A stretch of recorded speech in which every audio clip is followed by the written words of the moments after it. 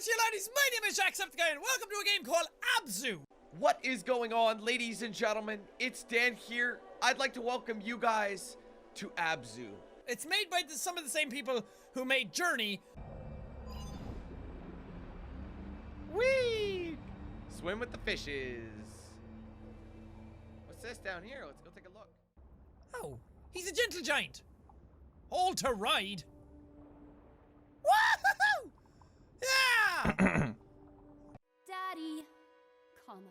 In 2013, the musical Fun Home premiered on Off-Broadway. I need The 2015 Broadway run of the show later won the Tony Award for Best Musical. Based on the illustrated memoir of the same name, the show tells the story of cartoonist Alison Bechdel as she reflects on her sexuality and her relationship with her closeted dead father. The show's finale, Flying Away, which you're hearing now, recounts a memory between Alison and her father. Hey, right here, right now, you're making me mad. Listen to me, listen to me, listen to me. I wanna play airplane. I wanna play airplane. I wanna play airplane. I wanna put my arms out and fly. No, wait. Like Superman. Up in the sky. Till I can see all of Pennsylvania. Say something. Put your feet I have two brains when I play a game. The brain I'm proud of looks at things like game theory, what the work is trying to accomplish, and how successfully it completes those goals. The brain I'm less proud of still gets giddy when I can do something as simple as a dash in midair. I like floating, I like floaty jumps, and I like to feel weightless. When I was a kid, I would lay down in my yard at night and look up at the sky. I often tried to lay within grabbing distance of one of the trees in the yard in the event that gravity suddenly decided to reverse and I would fly into the dark void of the cosmos. I could have something to hold on to. I think this is a big part of why I have such a fear of heights. There's no greater height than infinity, and for as scary as the ground is, the thought of falling forever stills something deep in my blood. Why did I plan for the possibility that gravity would reverse? I don't know, kids are weird. But I loved space, and I loved water. That push and pull of infinite power and infinite death entranced me. So when I play something like Gears of War, I'm wanting that verticality and freedom that comes with jumping. Even if it's not realistic, a game like that doesn't feel totally complete unless I can defy the base laws of physics with my meaty, manly legs. But waiting pays off sometimes. Oh, hell yes! What I love about the skiff section in Gears 5 is that it plays on the bulkiness of the previous games in such an interesting way, 5 games in, finally giving you a taste of the messy, imprecise speed that is antithetical to the defined, grounded feel of the rest of the franchise. And I love it.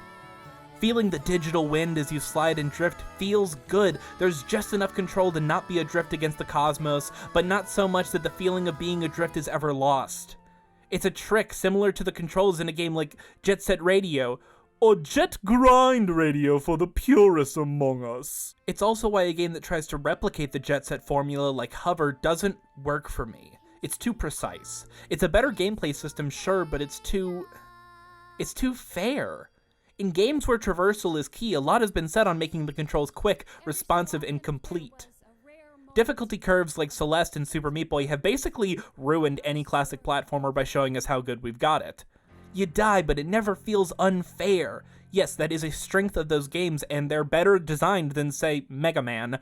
But when you best the Yellow Devil, there is something amazing about it. Like you've beaten the world at its own unfair game coated in layers and layers of bullshit. If you fly into the air and you miss grabbing the tree, it stings, but that was part of the equation. And you can either spend your last moments before the cold depth of space takes you, regretting your reach, or you can float as the newly inversed gravity swallows you into the great beyond.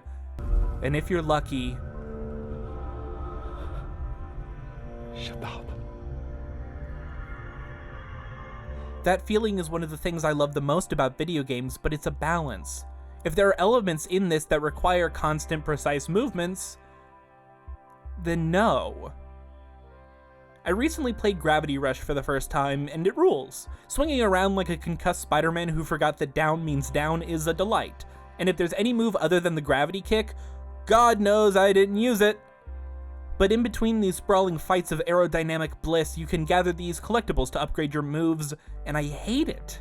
There are so many of these gems, and you're usually only getting them in the more lenient free-roaming sections, but it's still frustrating having to pinpoint your direction before speeding through space at 100 miles an hour, only to remember you left the gyroscope controls on and mess up your movement, and now you're passing by a dopey 8-year-old holding onto a tree as you get swallowed into space.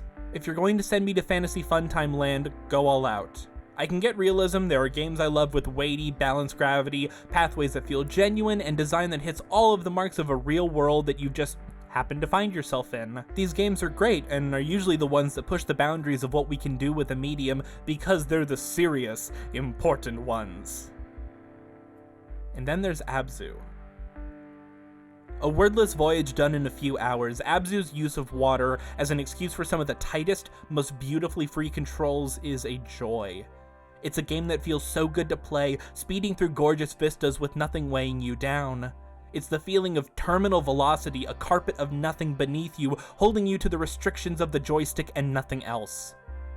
I'm sure there was a lot of work done to make the physics of Abzu feel right, but when I'm playing it, the impression you get is that there are no physics. Not only am I not gonna get a 3 on the AP test, I'm not taking the class because physics aren't real and the laws of thermodynamics can lick my balls. Bet you didn't think of that, did you, Newton?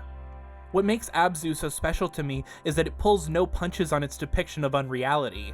Sure, the underwater setting makes for a fine excuse, but it feels alien, and that's not even to mention the devices and creatures you encounter as the game progresses.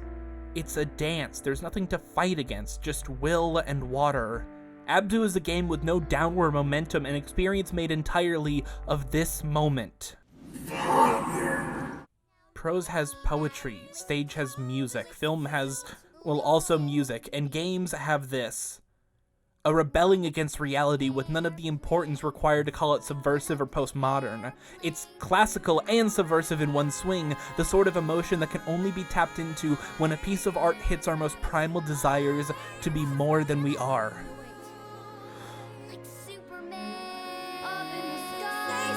I can see all of Pennsylvania.